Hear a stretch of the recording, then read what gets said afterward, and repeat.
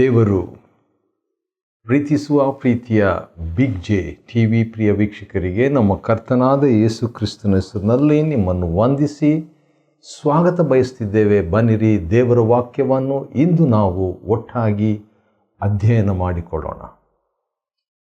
ದೇವರ ವಾಕ್ಯವು ನಮ್ಮನ್ನು ಭೂಲೋಕದ ಜೀವನಕ್ಕೆ ಮಾತ್ರವಲ್ಲ, ಮರಣಾನಂತರ ಪರಲೋಕದ ಜೀವನ, ನಿತ್ಯ ಜೀವನಕ್ಕೂ ಅದು ನಮ್ಮನ್ನು ಸಜ್ಜುಗೊಳಿಸ್ತದೆ, ಸಿದ್ಧಪಡಿಸ್ತದೆ, ತಿದ್ದುವಂಥದ್ದಾಗಿದೆ, ರೂಪಿಸುವಂಥದ್ದಾಗಿದೆ ಮತ್ತು ನಮ್ಮನ್ನು ಆಶೀರ್ವದಿಸುವಂಥದ್ದಾಗಿದೆ ದೇವರ ವಾಕ್ಯ. ಆದ ಕಾರಣ ನಾವುಗಳು ದೇವರ ವಾಕ್ಯಕ್ಕೆ ನಮ್ಮ ಜೀವನದಲ್ಲಿ ಆದ್ಯತೆಯನ್ನು ಕೊಡಬೇಕು. ಬರೀ ಓದೋದಷ್ಟೇ ಅಲ್ಲ, ಓದೋದು ಭಾಳ ಒಳ್ಳೆಯದು, ಆದರೆ ಓದಿ ಅದನ್ನಾದಷ್ಟು ಮಟ್ಟಿಗೆ ಗ್ರಂಥಕರ್ತನ ಅಂದರೆ ಪವಿತ್ರಾತ್ಮನ ಸಹಾಯದಿಂದ ಅರ್ಥ ಮಾಡಿಕೊಂಡು ಅದರಿಂದ ಪ್ರಕಟಣೆಯನ್ನು ಹೊಂದಿಕೊಂಡು ಮತ್ತು ಅನ್ವಯಿಸಿಕೊಂಡು ಬಾಳಿ ಇತರರಿಗೂ ಹೇಳಿ ಇರುವಂಥ ಜೀವನ ದೇವರ ಚಿತ್ತಾನುಸಾರವಾದ ಜೀವನ. ಆದುದರಿಂದಲೇ ನಾವು ದೇವರ ವಾಕ್ಯವನ್ನು ಅಧ್ಯಯನ ಮಾಡಿಕೊಳ್ಳುವಂಥದ್ದು ಪ್ರಾಮುಖ್ಯ. ಇಂದು ನಾವು ಅಧ್ಯಯನ ಮಾಡಿಕೊಳ್ಳುವಂಥ ಅಧ್ಯಯನ ಲೂಕನ ಬರೆದ ಸುವಾರ್ತೆ 17ನೇ ಅಧ್ಯಾಯ, ಲೂಕ್ಸ್ ಗಾಸ್ಪಲ್ ಚಾಪ್ಟರ್ 17.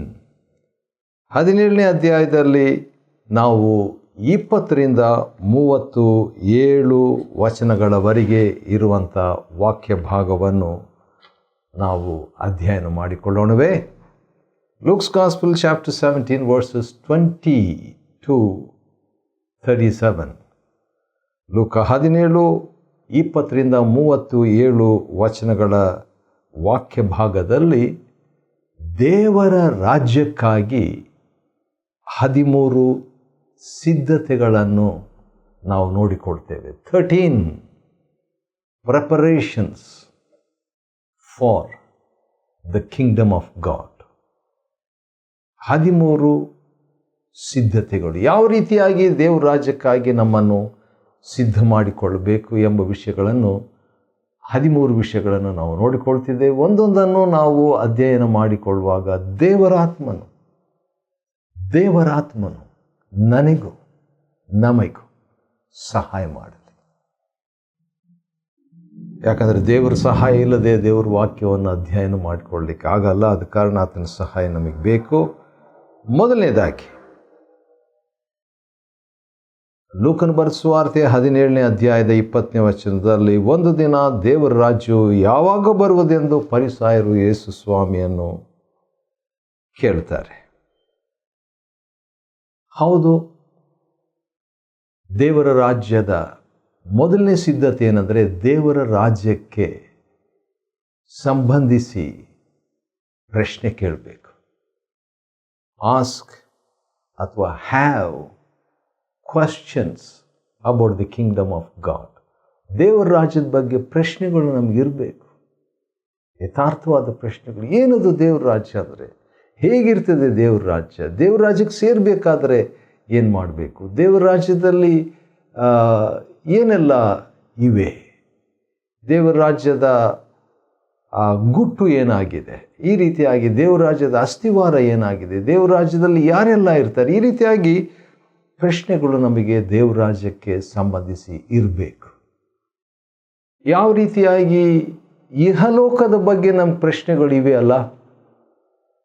ಯಾರು ಆಳ್ವಿಕೆ ಮಾಡ್ತಿದ್ದಾರೆ, ಯಾರು ಆ ಒಂದು ರಾಜ್ಯದಲ್ಲಿದ್ದಾರೆ, ಯಾವ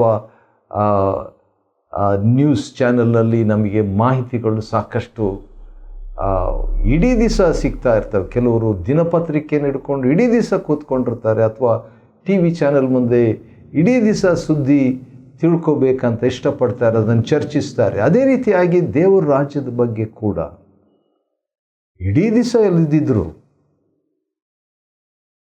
ಸ್ವಲ್ಪ ಸಮಯ ಆದರೂ ಕೊಡಬೇಕು, ತಿಳ್ಕೋಬೇಕು.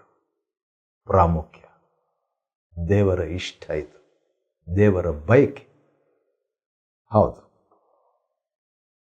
ಹಾಗಾದರೆ ದೇವರ ರಾಜ್ಯಕ್ಕೆ ಮೊದಲನೇ ಸಿದ್ಧತೆ, ಹ್ಯಾವ್ ಕ್ವಶನ್ಸ್. ದೇವರ ರಾಜ್ಯಕ್ಕೆ ಸಂಬಂಧಿಸಿದ ಪ್ರಶ್ನೆಗಳು ನಮಗಿರಲಿ. ಎರಡನೇದಾಗಿ ನಾವು ನೋಡುವಾಗ ಲೂಕನ ಬರೆದ ಸುವಾರ್ತೆ 17ನೇ ಅಧ್ಯಾಯ 21ನೇ ವಚನದಲ್ಲಿ ಯೇಸು ಸ್ವಾಮಿ ದೇವರ ರಾಜ್ಯವು ಈಗೋ ಇಲ್ಲಿದೆ, ಇಲ್ಲವೇ ಆಗೋ ಅಲ್ಲಿದೆ ಎಂದು ಹೇಳುವುದಕ್ಕಾಗೋದಿಲ್ಲ. ಆದರೆ ದೇವರ ರಾಜ್ಯವು ನಿಮ್ಮ ನಡುವೆ ಇದೆ. The kingdom of God is in you are inside you. ಹಾಗಾದರೆ ದೇವರ ರಾಜ್ಯ ನಿಮ್ಮೊಳಗೆ ಇದೆ ಅಂತ ಹೇಳುವಾಗ ಇಟ್ಸ್ ಅನ್ ಇನ್ವರ್ಡ್ ಥಿಂಗ್. ದೇವರ ರಾಜ್ಯವು ಅದೃಶ್ಯವಾದದ್ದು, ಇನ್ವಿಸಿಬಲ್ ಥಿಂಗ್, ಕಾಣದಂಥದ್ದು. ಹೌದು, ಇದು ದೇವರ ರಾಜ್ಯಕ್ಕಾಗಿ ಎರಡನೇ ಸಿದ್ಧತೆ. Know that the kingdom of God is within you. ನಿಮ್ಮ ನಡುವೆ ಇದೆ, ನಿಮ್ಮೊಳಗೆ ಇದೆ ದೇವರ ರಾಜ್ಯ ಅಂತ ತಿಳಿಯತಕ್ಕದ್ದು ದೇವರ ರಾಜ್ಯಕ್ಕೆ ಎರಡನೇ ನಮ್ಮ ಸಿದ್ಧತೆ. ಮೂರನೇದಾಗಿ ಲೂಕನ ಬರೆದ ಸುವಾರ್ತೆ 17:20-37 ವಚನಗಳಲ್ಲಿ ನಾವು ದೇವರ ರಾಜ್ಯಕ್ಕೆ 13 ಸಿದ್ಧತೆಗಳನ್ನು ನಾವು ನೋಡ್ಕೊಳ್ತಾ ಇದ್ದೇವೆ. ಅದರಲ್ಲಿ ಈಗಾಗಲೇ 2 ಮುಗಿತು. ಮೂರನೇ ಸಿದ್ಧತೆ ಏನಂತ ಹೇಳಿದರೆ, ಯೇಸು ಸ್ವಾಮಿ ಹೇಳುವಂಥ ಒಂದು ಮಾತು 24ನೇ ವಚನ, ಲೂಕ 17:24. ಏಕೆಂದರೆ ಮಿಂಚು ಆಕಾಶದ ಒಂದು ಭಾಗದಲ್ಲಿ ಮಿಂಚಿ ಮತ್ತೊಂದು ಭಾಗದಲ್ಲಿ ಹೇಗೆ ಹೊಳೆಯುತ್ತದೆಯೋ ಹಾಗೆಯೇ ಮನುಷ್ಯಕುಮಾರನಾದ ನಾನು ಬರುವ ದಿನದಲ್ಲಿ ಕಾಣಿಸಿಕೊಳ್ಳುವೆನು. ಹಾಗಾದರೆ ಯೇಸು ಸ್ವಾಮಿ ಆತನ ಬರುವಿಕೆಯಲ್ಲಿ ಕಾಣಿಸಿಕೊಡುವುದಾಗಿ, ಅಂದರೆ ಬಹಿರಂಗವಾಗಿ. ಈಗ ದೇವರ ರಾಜ್ಯವು ನಿಮ್ಮ ಒಳಗೆ ಇದೆ ಎಂಬುದಾಗಿ ಹೇಳಿದರು. ಹೌದು, ಲೂಕ 17:21. ಆದರೆ ಈಗ ಲೂಕ 17:24 ಬಹಿರಂಗವಾಗಿ ದೇವರ ರಾಜ್ಯವು ಬರುವುದು. ಯಾಕಂದರೆ ದೇವರ ರಾಜ್ಯದಲ್ಲಿ ರಾಜನು, ರಾಜಾದಿರಾಜನು, ಕರ್ತನಾದ ಯೇಸು, ಆತನು ಮತ್ತು ಸರ್ವ ಪರಲೋಕ ಸೈನ್ಯವು, ದೇವದೂತರು ಮೇಘಗಳೊಂದಿಗೆ ಆತನು ಬರುವಾತನಾಗಿದ್ದಾನೆ. ಆದ ಕಾರಣ ದೇವರ ರಾಜ್ಯದ ಬಗ್ಗೆ ನಮ್ಮ ಮೂರನೇ ಸಿದ್ಧತೆ ಏನಂದರೆ, ಹೌದು, ನಮ್ಮ ಒಳಗಿದೆ ದೇವರ ರಾಜ್ಯ. ಒಂದು ದಿನ ಅದು ಬಹಿರಂಗವಾಗಿ ಬರುವಂಥದ್ದಾಗಿದೆ. ನಾಲ್ಕನೇದಾಗಿ ಲೂಕನ ಬರೆದ ಸುವಾರ್ತೆ 17ನೇ ಅಧ್ಯಾಯದಲ್ಲಿ 20ರಿಂದ ಇರುವ ವಾಕ್ಯ ಭಾಗದಲ್ಲಿ ನಾವು ದೇವರ ರಾಜ್ಯದ 13 ಸಿದ್ಧತೆಗಳನ್ನು ನಾವು ನೋಡಿಕೊಳ್ತಿದ್ದೇವೆ. ಯಾವ ರೀತಿಯಾಗಿ ನಮ್ಮನ್ನು ದೇವರ ರಾಜ್ಯಕ್ಕಾಗಿ ಸಿದ್ಧಪಡಿಸಿಕೊಳ್ಬೇಕು ಎಂಬುದಾಗಿ. ಅದರಲ್ಲಿ 4ನೇ ಸಿದ್ಧತೆ 25ನೇ ವಚನದಲ್ಲಿ ನಾವು ನೋಡಿಕೊಳ್ಳಬಹುದು. ಲೂಕ 17:25 ಯೇಸು ಸ್ವಾಮಿ ತಾನೇ ಹೇಳುವಂಥ ಒಂದು ಮಾತನ್ನು ಕೇಳಿಸಿಕೊಳ್ಳೋಣ. ನಾನು ಮೊದಲು ಅನೇಕ ಕಷ್ಟಗಳನ್ನು ಅನುಭವಿಸಿ ಈ ಸಂತತಿಯವರಿಂದ ತಿರಸ್ಕಾರ ಹೊಂದುವುದು ಅಗತ್ಯ ಎಂಬ ಮಾತು. ಹಾಗಾದರೆ ದೇವರ ರಾಜ್ಯಕ್ಕಾಗಿ ನಮ್ಮನ್ನು ಯಾವ ರೀತಿಯಾಗಿ ಸಿದ್ಧಪಡಿಸಿಕೊಳ್ಳುವಂಥದ್ದು? ನಮ್ಮ ಕರ್ತನಾದ ಯೇಸುವಿನ ಮಾತಿನ ಪ್ರಕಾರವಾಗಿ ಮೊದಲು ಶಿಲುಬೆ, ಮೊದಲು ಕಷ್ಟ, ಹಿಂಸೆ, ತಿರಸ್ಕಾರ, ದೇವರಿಗಾಗಿ ಅನುಭವಿಸುವಂಥದ್ದು. ಹಾಗಾದರೆ ದೇವರ ರಾಜ್ಯಕ್ಕಾಗಿ ನಮ್ಮನ್ನು ಸಿದ್ಧಪಡಿಸಿಕೊಳ್ಳುವಂಥದ್ದು ಹೇಗೆ ಅಂದರೆ ಶಿಲುಬೆಯ ಅನುಭವದ ಮುಖಾಂತರ. ಅಪೊಸ್ತಲಕೃತ್ಯ 14:22ನೇ ವಚನದಲ್ಲಿ ಭಕ್ತ ಪೌಲ ಮುಂತಾದವರು ಹೇಳಿದಂಥ ಒಂದು ಮಾತು, ನಾವು ಅನೇಕ ಬಹು ಸಂಕಟಗಳನ್ನು ತಾಳಿ ದೇವರ ರಾಜ್ಯದಲ್ಲಿ ಪ್ರವೇಶಿಸಬೇಕು. ಪ್ರವೇಶಿಸುವುದಕ್ಕೆ ಮುಂಚಿತವಾಗಿ ಶಿಲುಬೆ. ಇದು ಯೇಸು ಸ್ವಾಮಿಗೂ ಹಾಗೇನೆ, ನಮಗೆ ಕೂಡ ಹಾಗೇನೆ. ಅಂದ ಹಾಗೆ ನಾವು ಏನು ನೋಡ್ಕೊಳ್ತಾ ಇದ್ದೀವಿ ಅಂತ ಹೇಳಿದ್ರೆ, ದೇವರ ರಾಜ್ಯಕ್ಕೆ ಸಿದ್ಧತೆಗಳು 13 preparations for the kingdom of god. ಅದರಲ್ಲಿ ಈಗಾಗಲೇ ಒಂದು 4 ಸಿದ್ಧತೆಗಳನ್ನು ನಾವು ನೋಡಿದ್ವಿ. 14 ಪ್ರಿಪರೇಷನ್ಸ್ನಲ್ಲಿ ಅಥವಾ 13 ಸಿದ್ಧತೆಗಳಲ್ಲಿ 4 ಮುಗೀತು, ಇನ್ನು ಕೆಲವು ಇದ್ದಾವೆ, ನೋಡೋಣ. 26ನೇ ವಚನ, ಲೂಕನು ಬರೆದ ಸುವಾರ್ತೆ 17ನೇ ಅಧ್ಯಾಯದ 26ನೇ ವಚನದಲ್ಲಿ, ನೋಹನ ದಿವಸಗಳು ಹೇಗಿದ್ದು ಹಾಗೆಯೇ ಮನುಷ್ಯಪುತ್ರನ ದಿವಸಗಳಲ್ಲಿಯೂ ಇರುವುದು. ಡೇಸ್ ಆಫ್ ನೋವಾ. ಹಾಗಾದರೆ ಕ್ರಿಸ್ತನ ಅಥವಾ ಕರ್ತನ ಅಥವಾ ದೇವರ ರಾಜ್ಯಕ್ಕೆ ನಮ್ಮನ್ನು ಸಿದ್ಧಪಡಿಸಿಕೊಳ್ಳುವುದು ಹೇಗೆ ಅಂದರೆ ನೋಹನ ದಿವಸಗಳ ಸಂದೇಶದಿಂದ ಸಿದ್ಧಪಡಿಸಿಕೊಳ್ಳುವಂಥದ್ದು. ನೋಹನ ದಿವಸಗಳು ಹೇಗಿದ್ದು ಅಂತ ನೋಡುವಾಗ, ನೋಹನ ನಾವೆಯಲ್ಲಿ ಸೇರಿದ ದಿನದವರೆಗೂ ಜನರು ತಿನ್ನುತ್ತಾ ಇದ್ರು, ಕುಡಿತಾ ಇದ್ರು, ಮದುವೆ ಮಾಡಿಕೊಡ್ತಾ ಇದ್ರು. ಆದ ಕಾರಣ ಆ ರೀತಿಯಾಗಿದ್ದಂಥ ವೇಳೆಯಲ್ಲಿ ಪ್ರಳಯವು ಬಂದು ನಾವೆಯ ಹೊರಗಡೆ ಇದ್ದವರೆಲ್ಲರನ್ನು ನಾಶ ಮಾಡಿತು. ಅಂದರೆ ಅನಿರೀಕ್ಷಿತವಾದ ರೀತಿಯಲ್ಲಿ ಆ ನೋಹನ ದಿನ ಇತ್ತು. ಹಾಗಾದರೆ ನಾವು ನೋಹನ ಹಾಗೆ ಇರಬೇಕು ಎಂಬುದು ಅಲ್ಲಿ ಪಾಠ. ದೇವರ ರಾಜ್ಯಕ್ಕಾಗಿ ನನ್ನನ್ನು ಯಾವ ರೀತಿಯಾಗಿ ಸಿದ್ಧ ಮಾಡಿಕೊಳ್ಬೇಕು, ನೋಹನ ಹಾಗೆ ನಾನು ಒಂದು ನಾವೇ ಎಂಬ ಸಭೆಯನ್ನು, ಒಂದು ವೇಳೆ ಅದು ನನ್ನ ಆತ್ಮಿಕ ಕುಟುಂಬದವರಿರ್ಬೋದು ಅಥವಾ ದೈಹಿಕ ಕುಟುಂಬದವರಿರ್ಬೋದು, ಚಿಕ್ಕ ಗುಂಪಾಗಿರ್ಬೋದು, ಅಥವಾ ಕೆಲವರು ಪ್ರಾಣಿಗಳಂಥವರು ಆಗಿ ಕೂಡ ಇರ್ಬೋದು. ಯಾಕಂದರೆ ನೋಹನ ನಾವೆಯಲ್ಲಿ ಎಲ್ಲ ಪ್ರಾಣಿಗಳು, ಎಲ್ಲ ವಿಧವಾದ ಪ್ರಾಣಿಗಳಿದ್ದು, ಕೆಲವರಲ್ಲಿ ಪ್ರಾಣಿಯ ಸ್ವಭಾವಗಳಿರ್ತದೆ. ಅಂಥವರೆಲ್ಲ ಒಂದು ನಾವೆಯಲ್ಲಿ ಸೇರಿಕೊಂಡು ಇರುವಂಥದ್ದೇ ಸಭೆ. ನೋಹನು ಎಲ್ಲರೂ, ಹೌದು, ಇಡೀ ಲೋಕವೇ ಆ ಪಾಪದಲ್ಲಿ, ಅನ್ಯಾಯದಲ್ಲಿ, ಕೆಟ್ಟ ಯೋಚನೆಯಲ್ಲಿ ಇರುವಾಗ ನೋಹನು ಮಾತ್ರ ಆದಿಕಾಂಡ 6:9 ನೀತಿವಂತನಾಗಿ, ತನ್ನ ಕಾಲದವರಲ್ಲಿ ತಪ್ಪಿಲ್ಲದವನಾಗಿ, ದೇವರ ಅನ್ಯೋನ್ಯತೆಯಲ್ಲಿ ಇರುವಂಥ ವ್ಯಕ್ತಿಯಾಗಿದ್ದನು. ಅದು ಹಾಗೆ ನಾವು ನಮ್ಮನ್ನು ದೇವರ ರಾಜ್ಯಕ್ಕಾಗಿ ಸಿದ್ಧಪಡಿಸಿಕೊಳ್ಳುವುದು. 13 preparations of the kingdom of God. ದೇವರ ರಾಜ್ಯಕ್ಕಾಗಿ ಸಿದ್ಧತೆಗಳು 5 ಮುಗಿತು, ಇನ್ನು ಕೆಲವಿದ್ದಾವೆ. 6ನೇದು ನೋಡಿದರೆ ಲೋಟನ ದಿನಗಳು. ಲೂಕನು ಬರೆದ ಸುವಾರ್ತೆ 17ನೇ ಅಧ್ಯಾಯ 28ರಿಂದ ಇರುವಂಥ ವಾಕ್ಯ ಭಾಗದಲ್ಲಿ ಲೋಟನ ದಿನಗಳು ಹೇಗಿದ್ದು ಅಂತ ನೋಡುವಾಗ, ಜನರೆಲ್ಲರೂ ತಿನ್ನುತ್ತಿದ್ರು, ಕುಡಿತಿದ್ರು, ಕೊಂಡುಕೊಳ್ತಿದ್ರು, ಮಾರ್ತಿದ್ರು, ನೆಡ್ತಿದ್ರು, ಕಟ್ತಿದ್ರು. ಆದರೆ ಲೋಟನು ಸೊದೋಮಿನಿಂದ ತೆರಳಿದ ದಿನವೇ ಆಕಾಶದಿಂದ ಬೆಂಕಿ ಗಂಧಕವು ಸುರಿದು ಎಲ್ಲರನ್ನು ಸಂಹರಿಸಿತು. ಅದು ಕೂಡ ಅನಿರೀಕ್ಷಿತವಾದ ರೀತಿಯಲ್ಲಿ ಇತ್ತು ಅಲ್ವಾ? ಹಾಗಾದರೆ ಲೋಟನ ದಿನಗಳಿಂದ ನಮ್ಮನ್ನು ದೇವರ ರಾಜ್ಯಕ್ಕೆ ಸಿದ್ಧಪಡಿಸಿಕೊಳ್ಳುವಂಥದ್ದು. 7ನೇದಾಗಿ 30ನೇ ವಚನ, ಲೂಕನು ಬರೆದ ಸುವಾರ್ತೆ 17ನೇ ಅಧ್ಯಾಯ 30ನೇ ವಚನದಲ್ಲಿ, ಮನುಷ್ಯಪುತ್ರನಾದ ನನ್ನ ಪ್ರತ್ಯಕ್ಷತೆಯ ದಿನದಲ್ಲಿ ಹೇಗಿರ್ತದೆ ಎಂಬುದಾಗಿ ನೋಡುವಾಗ 31ನೇ ವಚನ, ಆ ದಿನದಲ್ಲಿ ಮನೆಯ ಮಾಳಿಗೆ ಮೇಲೆ ಇದ್ದಂಥ ವ್ಯಕ್ತಿ ಮನೆಯಲ್ಲಿದ್ದಂಥ ವಸ್ತುಗಳನ್ನು ತೆಗೆದುಕೊಳ್ಳುವುದಕ್ಕೆ ಕೆಳಗಿಳಿದು ಬರಬಾರದು. ಅಂದರೆ ವಸ್ತುಗಳಿಗೆ ಅಂಟಿಕೊಂಡಿರಬಾರ್ದು. ಎಫೆಸದವರಿಗೆ ಬರೆದ ಪತ್ರಿಕೆ 3ನೇ ಅಧ್ಯಾಯ 3ನೇ ವಚನ ಮತ್ತು 5ನೇ ವಚನದಲ್ಲಿ, 3ರಿಂದ 5 ವಚನದಲ್ಲಿ ಲೋಭತನ ಕೂಡ,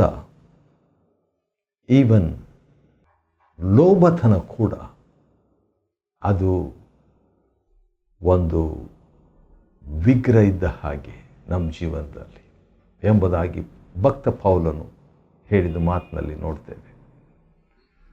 ಹೌದು, ಎಫೆಸ 3, ಎಫೆಸ 3ನೇ ಅಧ್ಯಾಯ, 5ನೇ ಅಧ್ಯಾಯ ಮತ್ತು 1ನೇ ಸಮುವೇಲ 15ನೇ ಅಧ್ಯಾಯ, 1ನೇ ಯೋಹಾನ 5ನೇ ಅಧ್ಯಾಯ, ಇವೆಲ್ಲವುಗಳಲ್ಲಿ ನೋಡುವಾಗ ವಿವಿಧ ರೀತಿಯ ಅಡ್ಡಿಗಳು ನಮ್ಮ ಜೀವನದಲ್ಲಿ ಇರುವ ಸಾಧ್ಯತೆ. ಆದ ಕಾರಣ ಅಂಟಿಕೊಳ್ಳಬಾರದು. ಅಂದ ಹಾಗೆ ನಾವು ಯಾವ ರೀತಿಯಾಗಿ ಸಿದ್ಧವಾಗಬೇಕು ದೇವರ ರಾಜ್ಯಕ್ಕೆ ಅಂತ ನೋಡ್ತಾ ಇದ್ದೀವಿ. ಅದಕ್ಕೆ 8ನೇ ಸಿದ್ಧತೆ ಏನಂತ ಹೇಳಿದರೆ 32ನೇ ವಚನ, ಲೂಕನ ಬರೆದ ಸುವಾರ್ತೆ 17, ಲೋಟನ ಹೆಂಡತಿಯನ್ನು ಜ್ಞಾಪಕ ಮಾಡಿಕೊಳ್ಳಿರಿ.